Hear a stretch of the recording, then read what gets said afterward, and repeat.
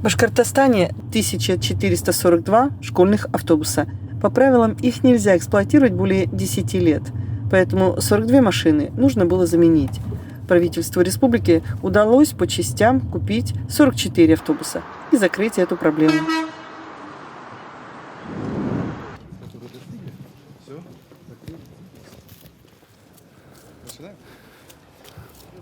Добрый день, дорогие друзья, уважаемые участники торжественной церемонии вручения ключей от школьных автобусов. Сегодня на нашей торжественной церемонии присутствуют почетные гости: глава Республики Башкортостан Ради Фаритович Хабиров, первый заместитель премьер-министра правительства Республики Башкортостан Андрей Геннадьевич Назаров. Слово для приветствия имеет глава Республики Башкортостан Ради Фаритович Хабиров. Добрый день, дорогие друзья. С таким радостным чувством сегодня сюда пришел. Мы передаем сегодня нашим детям 38 школьных автобусов. Они новые, комфортные, красивые. Моя главная задача всегда была, чтобы наши дети безопасно ездили в школы. У нас довольно большой парк автобусов, но вот в этом году мы практически закрываем все автобусы, которые старше 10 лет. У нас все автобусы будут до 10 лет. Я сразу говорю, мы эту работу останавливать не будем. Будем продолжать работу по закупке автобусов, работать с федеральным правительством. Еще раз говорю, чтобы самое главное и о чем я вас прошу всех, чтобы была безопасность на дорогах. Всех поздравляю и с наступающим учебным годом. Спасибо, уважаемый Ради Фаритович. Андрей Геннадьевич, разрешите перейти к церемонии награждения, вручения ключей. Ради Фаритович, пожалуйста, подойдите к правой колонне, Андрей Геннадьевич к левой. Ну что ж, ключи от школьных автобусов вручаются гимназии имени Тагира Кусимова села Аскарова-Абзелиловского района, школе номер 1 села Аскино-Аскинского района 2 ключа, школе номер 2 Толбазы Алгазинского района, школе села Старый Сибай Баймакского района, школе деревни Левали Белокатайского района, школе номер 2 села Буздяк Буздякского района, школе села Габури Буздякского района, школе деревни Больше-Батракова Бураевского района, школе деревни Ваныш-Алпаутова Бураевского района, школе деревни Байназарова Бурзянского района, школе села Вперед Давлекановского района, школе деревни Ибраева Зианчуринского района, школе номер 5 села Иглино, школе села Ургуш Карайдельского района, школе номер 1 села Карайдель Карайдельского района, школе села Прибельский Кармаскалинского района, школе номер 2 села Кармаскалы, школе деревни Старомухаметова Кигинского района, школе села Музяк Краснокамского района, школе села Старокурмашева Кушнаренковского района, школе села Абдулова Куюргазинского района, школе села Якшельбетова Куюргазинского района, школе села Зерган Мелиузовского района, школе номер 8 города Мелиуз, школе номер 2 села Киргиз-Мейки, школе села Янгантау, школе села Тетер-Арасланова Стерлибашевского района, школе села Кокрыбашева Туймазинского района, школе номер 1 села Кандры Туймазинского района, школе села Октябрьский Уфимского района, лицею села Булгакова Уфимского района, школе деревни Молдакаева Училинского района, школе села Бурибай Хайбулинского района, школе села Сандугач Янаульского района. Ради Фаритович, событие-то какое хорошее. Это детям нашим. Это нашим детям. Знаете, я иногда видел такие автобусы, совсем старые пазики ездили. Вот мы в этом году завершаем историю с 10-летними пазиками. Во-первых, это противозаконно, во-вторых, все-таки, чем старее автобус, тем он менее безопасный. Поэтому Посмотрим, какой он. Ага. Да. Ради Фаритович, ну вот этот автобус 18+2 посадочных места. С дополнительным отопителем, Так, радио есть. Дети включать. Так, отопитель есть. Дополнительный даже отопитель есть. Вот салон. Зимой холодно сейчас не Нет, будет. здесь вот мы пригоняли такой автобус Зимой. в январе месяце и показали Булат Вакилович, какая здесь температура при 2 автономных Самое главное, чтобы подогревателях. оно не было холодно.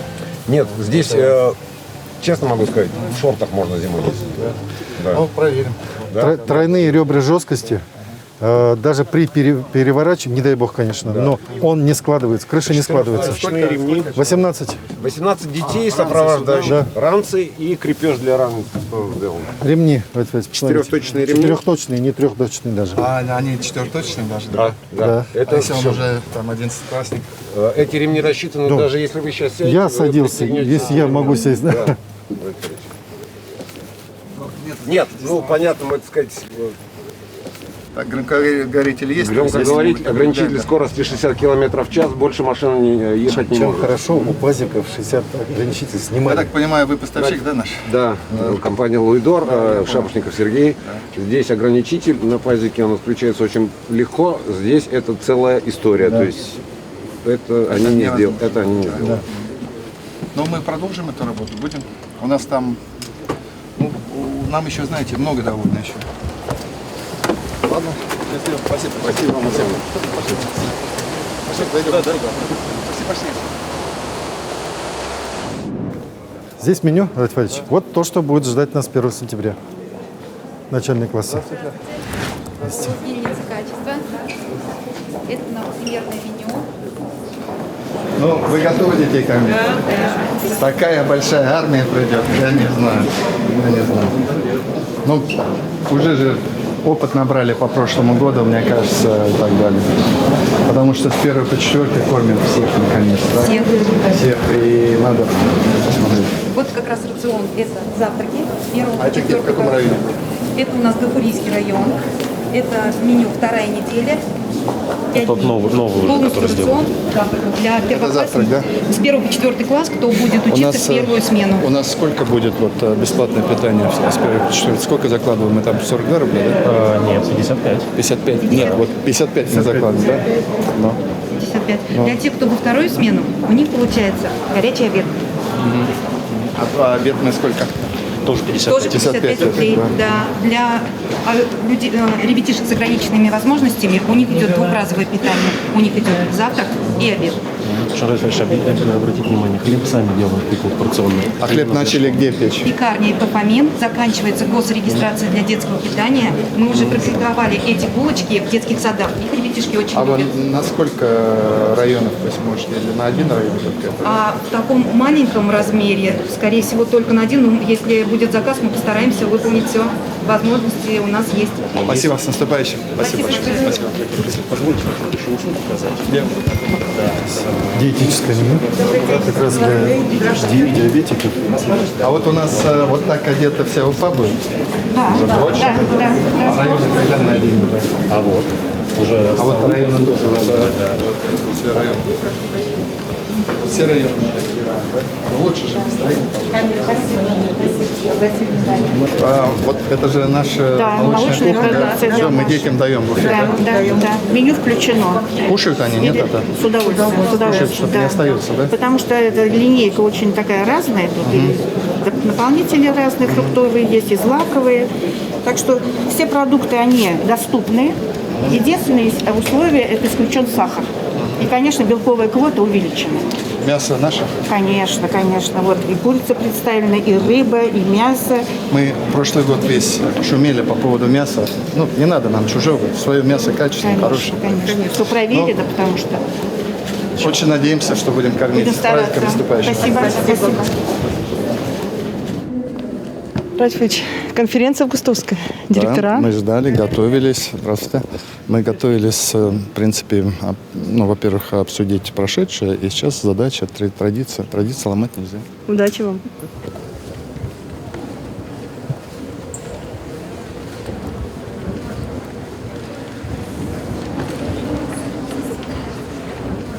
Добрый день, уважаемый Ради Фаритович, коллеги, участники республиканского августовского совещания по образованию. Жизнь внесла свои коррективы в формат проведения ежегодного августовского совещания, но, тем не менее, состав участников остался традиционным. Мы рады приветствовать команды городских округов и муниципальных районов республики в составе руководителей образовательных организаций, начальников отделов образований. Здесь присутствуют также ректоры вузов, руководители научных организаций республики, представители органов государственной власти и федеральных надзорных структур. Традиционно, но в режиме видеотрансляции с нами работают руководители районов и городов, ветераны педагогического труда, учителя и преподаватели, общественные организации, родительское сообщество.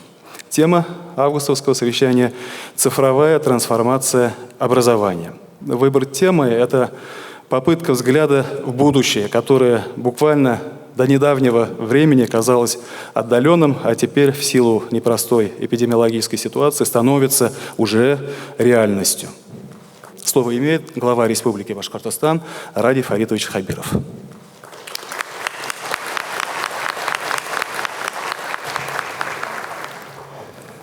Харлыкын, хөрмәтле коллегалар, хөрмәтле укытучылар, безнең олы кунаклар. Добрый день, уважаемые коллеги, уважаемые учителя, наши дорогие гости. Мы традиционно перед началом учебного года подводим итоги, наверное, предыдущих наших дел и забот и ставим задачи на будущее. Вообще немножко, знаете, вот гляжу в зал и в душе такое, какое-то ощущение жутковатое. Мы когда все вместе плотно-то собираться будем, видите, как жизнь у нас устроена.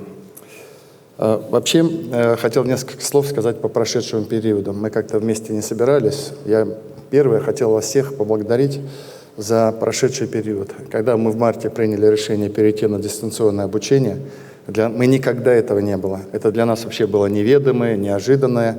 И я вас очень благодарю, что за короткий срок вы перешли на дистанционное обучение. Несмотря на то, что и программы у нас не были достаточно эффективны к такому вызову, и опыта методического не было, тем не менее, каждый день наращивали, и количество онлайн-уроков у нас достаточно было высокое. За это вам огромное спасибо, искренне вам за это признателен. Кстати, вот то, что нам удалось удержать и дать действительно детям качественное образование, хотя, помните, мы постоянно находились под критикой и родителей, и общественности. Когда мы начали дистанционные, нам некоторые говорили: закрывайте всю эту историю, пусть дети отдохнут, отправляйте их на долгие каникулы и так далее. Мы этого делать не стали. И результат сам себя, на мой взгляд, дал. Во-первых, у нас очень большое количество детей все-таки по нашему призыву приняли участие и сдали ЕГЭ. И второе, что у нас это тоже один из, на мой взгляд, важных показателей, у нас количество стабальников, несмотря на то, что не было возможности более эффективно готовиться, как это было ранее, и что учеба в такой форме была, мы на 16 стабальников, даже больше у нас появилось в этом году. Это хороший, очень важный показатель. Поэтому еще раз вам огромное спасибо за это. Теперь что нас ждет? Ждут нас испытания. Вот именно так я вас прошу сказать вашим коллегам, когда вы приедете домой, нас ждут непростые испытания. Ситуация такова, что благодаря нашим совместным усилиям и усилиям нашего здравоохранения и все-таки дисциплинированности нашего общества мы находимся в очень неплохой ситуации по сравнению с многими территориями, с многими другими странами по коронавирусу. Вот если взять базовые цифры, количество смертей мы где-то на 80-м месте на 100 тысяч населения. По количеству инфицированных мы где-то там 75-й, 76-й. То есть мы ситуацию держим. Это, подчеркиваю, это труд очень-очень многих людей. Но это очень хрупкое равновесие, это я вам точно сразу говорю. Я вот когда готовился, очень тревожно читал информацию, что в частности в ряде западных стран уже идет довольно серьезный рост заболеваемости коронавирусом. Поэтому мы точно понимаем и ждем, что, конечно, когда почти 900 детей, начиная от дошколят до студентов, и порядка, скажем, нескольких десятков, а точнее, если 65 тысяч преподавателей, воспитателей, профессорско-преподавательский состав придут в закрытые помещения и начнется такой тесный контакт, мы, конечно, должны ждать удара этого коварного коронавируса. Нас спасет на самом деле только дисциплина. Только дисциплина. Если вы будете сами и заставите ваших школьников, ваших коллег выполнять эти, в общем-то, непростые, не такие уж тяжелые правила. Для того, чтобы у нас более эффективно, соответственно, была более эффективная работа в этой части, вы знаете, мы установили и нормативно закрепили статус школьного, скажем так, ковидного инспектора. У него задача, мы снимаем практически всех студентов выпускных вузов медицинских наших училищ и Башкирского медуниверситета и отправляем к вам в районы, в школы, в крупные все самые. И они будут заниматься на протяжении 2 недель только одним соблюдением того режима, который определяет, соответственно, инфекционные службы и Роспотребнадзор. Маски, дезинфекция, проветривание, социальные дистанции и так далее. Главной нашей заботой в то же время, может быть, немножко цинично это будет звучать, является здесь даже не столько дети. Дети, если и болеют, то они болеют очень легко и проходят. Но дети точно будут инфицировать учителей. А у нас среди учителей есть довольно много и пожилых, и людей, которые и болеют, и хронические заболевания. Вот эта группа людей нас больше всего переживания вызывает, и поэтому я вас прошу поберечь их, поберечь себя. Поэтому я очень надеюсь, что мы все-таки с вами прорвемся этот тяжелый период. По нашим прогнозам, если особенно первые 2-3 недели мы так жестко поработаем, мы инкубационный период пройдем, и уже дальше пойдет лучше, но тем не менее горизонт у нас довольно такой долгий, то есть масочный режим и многие санитарно-эпидемиологические правила вы должны себе точно уяснить, это надолго. И мы должны с этим, не люблю слово смириться, не смиряюсь сам никогда, но надо просто признать, что мы должны так поступать. Тем не менее, я попрошу Министерство образования готовиться к разным сценариям. Они могут быть очень разные сценарии, потому что если ситуация будет идти тяжело, то как бы нам снова не пришлось вернуться к дистанционному. Но если мы вернемся вдруг, а я все-таки верю, что не вернемся, то тогда мы должны быть к этому уже готовы со всеми платформами, методиками и, соответственно, преподавательским уже настроенным коллективом. Поэтому я, Булат Вакилович, вас прошу к этому, соответственно, готовиться. Мы долго обсуждали с ректорами, здесь ректора присутствуют, как нам поступить, соответственно, с вузами и с УЗами. Главный здесь критерий, который нас больше всего пугал, что там есть общежитие. Общежитие, молодежь, она бывает порой, к сожалению, беспечна. И мы подумали, тем более опыт у нас такой был, мы в 3 вузах только в период, в весенний период у нас были вспышки в общежитиях. Мы поэтому приняли решение, что все-таки с 1 сентября на учебу пойдут первые курсы и, соответственно, последний курс магистратуры. Это небольшое количество людей, это небольшое количество общежитий с соблюдением всех санитарных норм. Все остальное в дистанционном режиме, с учетом все-таки вузовское обучение, оно допускает большей степени автономности. Уважаемые коллеги, я буквально мазком несколько цифр и каких-то моментов обозначу сегодня. Первое, я вас вновь хочу заверить, что несмотря на тяжелую, не буду употреблять слово тяжелейшее, тяжелую финансово-экономическую ситуацию, все-таки мы потеряли значительные средства в результате экономики, я имею в виду доходы в бюджет, плюс очень много средств мы вложили в борьбу с коронавирусом. Мы, конечно, какие-то наши статьи расходов ограничим. Но просто вам хочу сказать, мы в этом году отдаем вам 24 детских садика и 5 школ. По садикам, по-моему, это рекорд в некотором смысле за последние 2 десятилетия, если не ошибаюсь. Поэтому мы строили, подчеркиваю вновь, я с этой трибуны вам говорю, и будем строить. У нас на следующий год тоже планы есть, поэтому работаем, и материальную базу будем, конечно же, улучшать. Мы все наши проекты, о которых мы с вами, в том числе в прошлом году, договорились, мы будем развивать. У нас неплохо начинает и становится на ноги проект полилингвальных гимназий. Вы знаете, у нас 2 уже работают в Уфе, и, соответственно, в этом году открывает двери еще 2 полилингвальные гимназии, соответственно, в Стерлитамаке и в Нефтекамске. В Нефтекамске с более глубоким изучением, в том числе возможностью изучения татарского, в том числе языка, что для нас, конечно, очень важно. Поэтому я, Булат Вакилович, прошу постоянно держать на контроле, потому что эти полилингвальные гимназии, по сути, формируют таких очень высокообразованных, многосторонне образованных, с разными языками, с разными компетенциями молодых людей, которые, конечно, в будущем могут стать гордостью нашей республики. Но это касается всех наших школ. Я прошу продолжать и программу «Взлетай», которую мы с вами, в общем-то, вместе двигаем. Я не могу сказать, что она так уж глубоко зашла в школу, мне дали цифры, что это 71 школа, но мне кажется, сами, здесь мы не хотим на вас как-то сильно давить, но посмотрите, если некоторые фрагменты из этой программы, на мой взгляд, вашим учителям и вашим школьникам были бы интересны.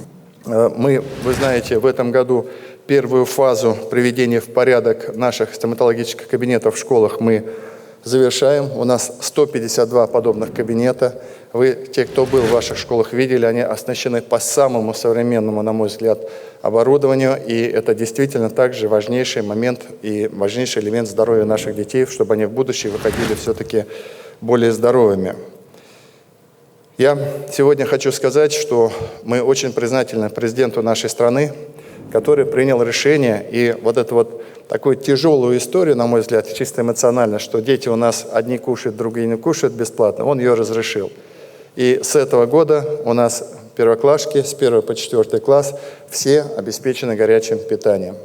Это очень приятно, с одной стороны, но это и нагрузка, соответственно, на вас, на ваши коллективы, на те ваши общепиты и на ваших операторов. Потому что, во-первых, количество детей все равно увеличивается, которых мы кормим, так, во-вторых, надо их качественно кормить.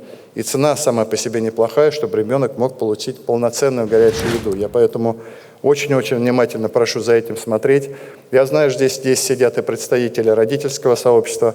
Родительское сообщество здесь для нас может выступить нашим партнером, чтобы вовремя нас предупреждать, что где-то не так. Мы анализировали, какое мясо в школьных столовых было вот в 2018 году. Там было что-то около 13-15% башкирское только мясо. Все остальное привозное было. Хотя мы крупнейший производитель говядины в Российской Федерации вообще-то. Сейчас эта цифра дошла где-то под 85-87. Тем не менее, я вас прошу, я полагаю, вот эти остаточные проценты тоже мы потихонечку можем заполнить, и это касается вообще в целом. Надо наших детей кормить башкирскими нашими продуктами. Я хотел сказать, что у нас была такая еще инициатива, я к ней очень осторожно отношусь, и относился эта инициатива. Эта инициатива была, кстати, родителей и ряда школ, о том, что перейти на единую школьную форму, и в этом году 6 районов у нас переходят на единую школьную форму. Каждый раз я говорю очень-очень осторожно, потому что это все-таки касается семейных бюджетов, чтобы это не било по семейным бюджетам.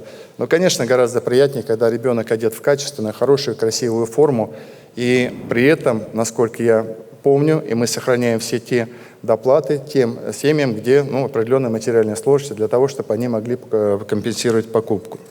Вот мне сегодня это сказали, народный учитель Лиза Кьямовна Агадулина сегодня, или это не сегодня, ранее вышла с инициативой поставить памятник первому учителю в Уфе. Очень хорошая история. Я ее поддерживаю. И, знаете, я подумал, что давайте вот мы сегодня с трибуны, я скажу это. У нас есть сын нашего народа, внук Мустая Карима, Тимур-Булатович Олегович Каримов.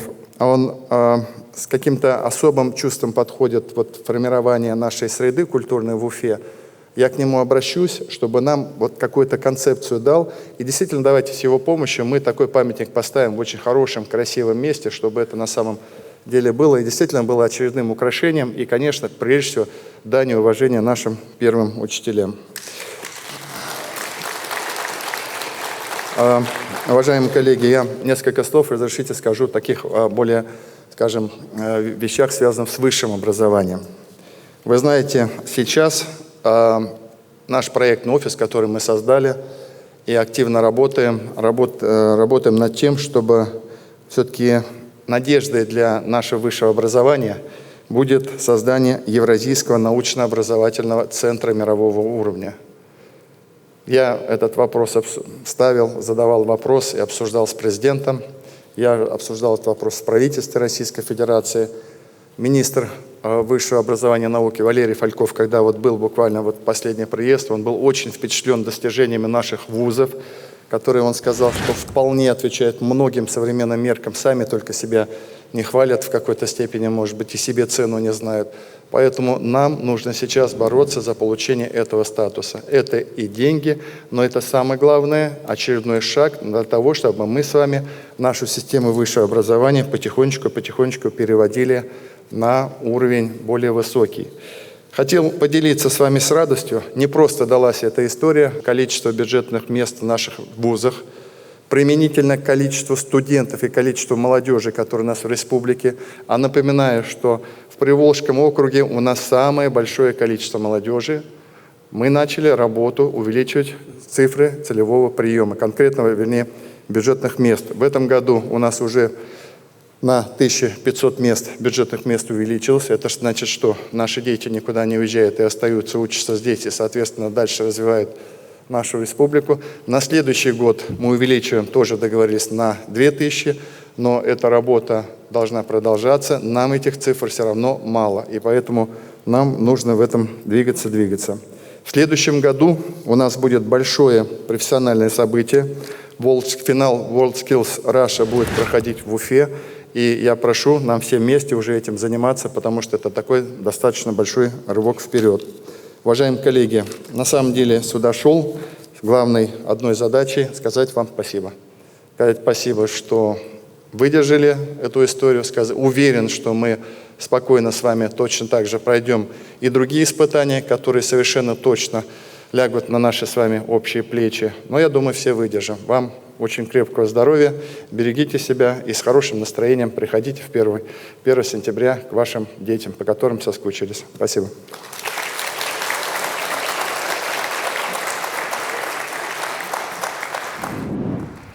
Уважаемый Ради Фаритович, разрешите приступить к церемонии награждения и вручения наград лучшим учителям Башкортостана. Почетной грамотой Республики Башкортостан за высокое профессиональное мастерство и плодотворную добросовестную работу в области образования награждаются учитель башкирского языка и литературы школы номер 7 города Уфы Габитова Гульшат Загировна.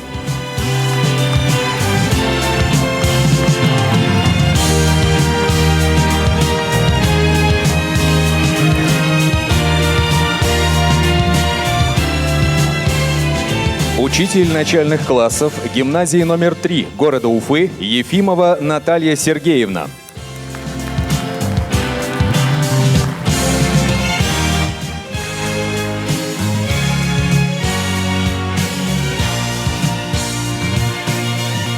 Главный режиссер телеканала БСТ Феоктистова Ярослава Альбертовна.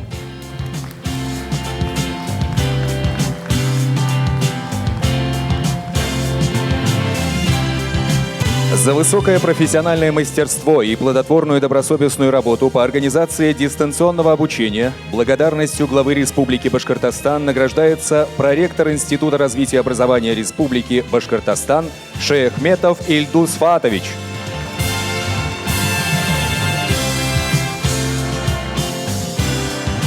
Распоряжением главы Республики Башкортостан за высокое педагогическое мастерство, создание благоприятных условий для всестороннего развития личности, внедрение в учебно-воспитательный процесс современных образовательных технологий присуждены премии главы Республики Башкортостан.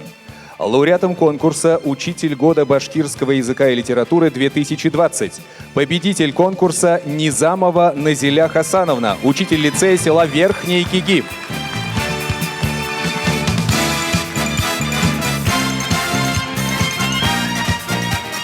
Финалисты конкурса: Садыкова Альбина Вакилевна, учитель школы деревни Умедбаева Баймакского района.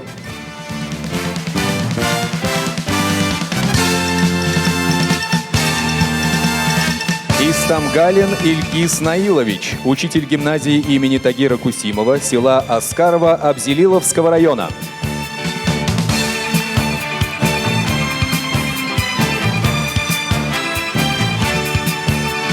Хасаева Кунцелу Ишмухаметовна, учитель башкирской гимназии номер 25 города Салават.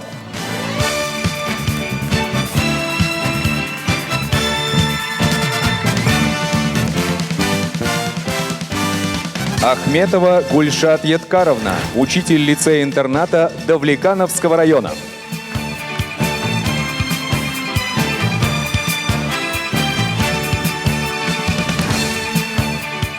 Награждаются лауреаты республиканского конкурса «Учитель года Башкортостана-2020». Победитель конкурса Гафаров Фидан Фаясович, учитель биологии и химии школы номер 95 города Уфы.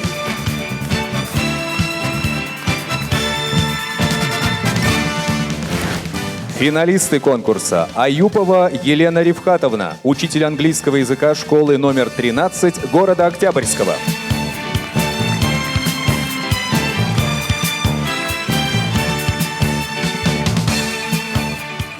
Давыдова Екатерина Владимировна, учитель английского языка школы номер 97 города Уфы.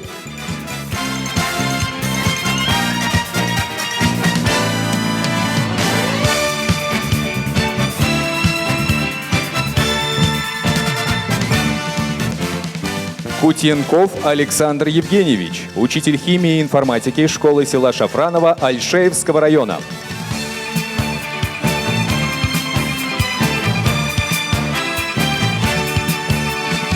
Хафизова Айсылу Рамиловна, учитель биологии школы номер 38 города Уфы.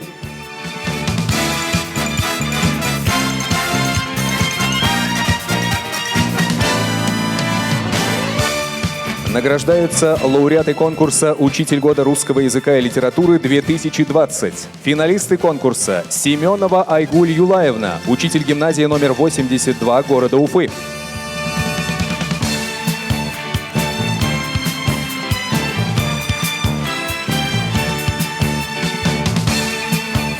Тяптина Гюзель Марсовна, учитель Аксаковской гимназии номер 11 города Уфы.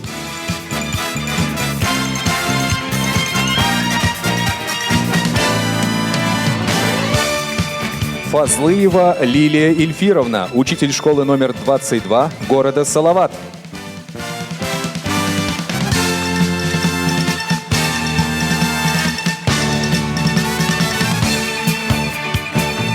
Файзулина Гузель Маратовна, учитель школы номер 2 города Баймака.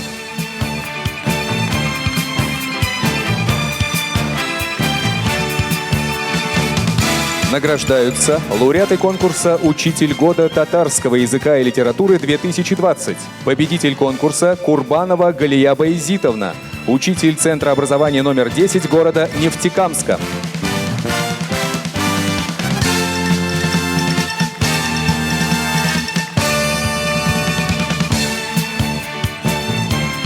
Финалисты конкурса: Гимазова Алсу Фаузяровна, учитель школы села Усак-Кичу Бишбулякского района.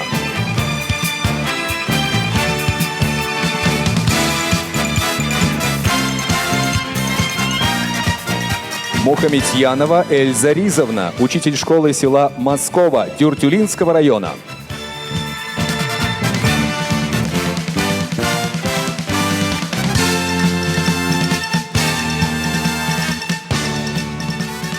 Нурыева Альбина Сагитовна, учитель школы села Большая Ака Мечетлинского района.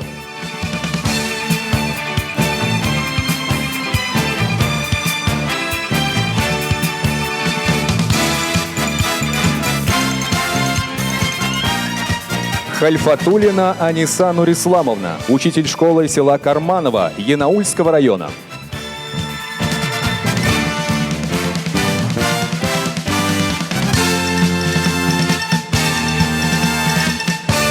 Награждаются лауреаты конкурса «Молодой учитель года 2020». Победитель конкурса Шершова Мария Владимировна, учитель математики гимназии номер 86 с углубленным изучением иностранных языков города Уфы.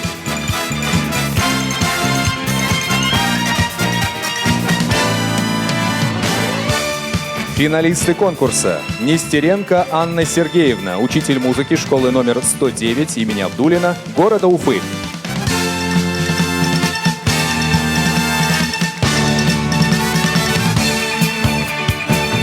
Пивоварова Анна Вячеславовна, учитель начальных классов школы номер 2 села Иглино.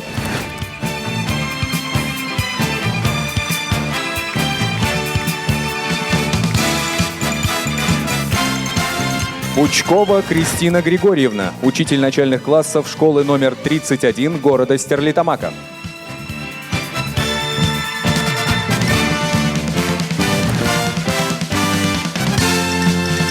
Шангареева Лилия Динаритовна, учитель русского языка и литературы Башкирского кадетского корпуса Приволжского федерального округа имени Героя России Достовалова.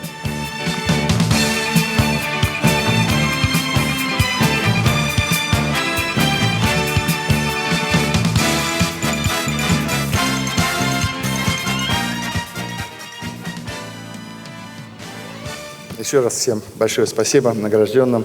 И всем огромной нашей армии учителей. Будьте здоровы. Спасибо. Радик Фрич, провели конференцию в Густовскую традиционную.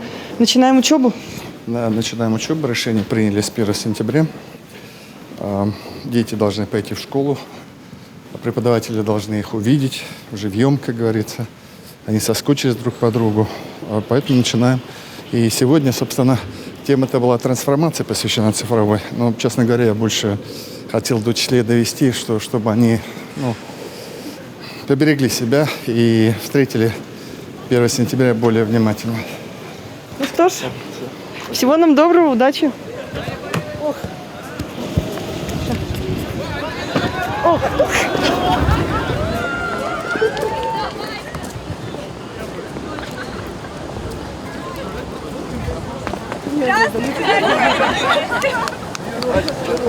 Да, спасибо. Спасибо. Спасибо. Не обижайтесь друг друга. Эх, Христа пойман.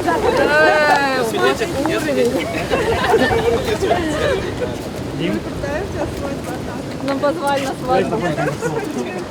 Вот так. Идемте, молодежь. А с вами тоже можно, да? Скоро, пойдем. Добро. Как жениха и невесту зовут? Как ваша фамилия? Юлия. Пономарева теперь. А жених... Так, телефоны давайте берем, просто сфоткаемся один раз, нормально. Так, все смотрим на меня, улыбаемся. Давайте. Старочка. Папа, мама, идем. Хорошо, что Артур костюм этот не одел. Нормально. Все снимаем. Улыбаемся. Есть. Все, ребята, будьте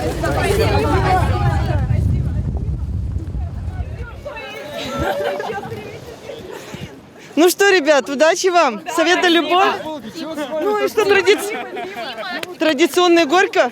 Дим. Горько. Удачи вам.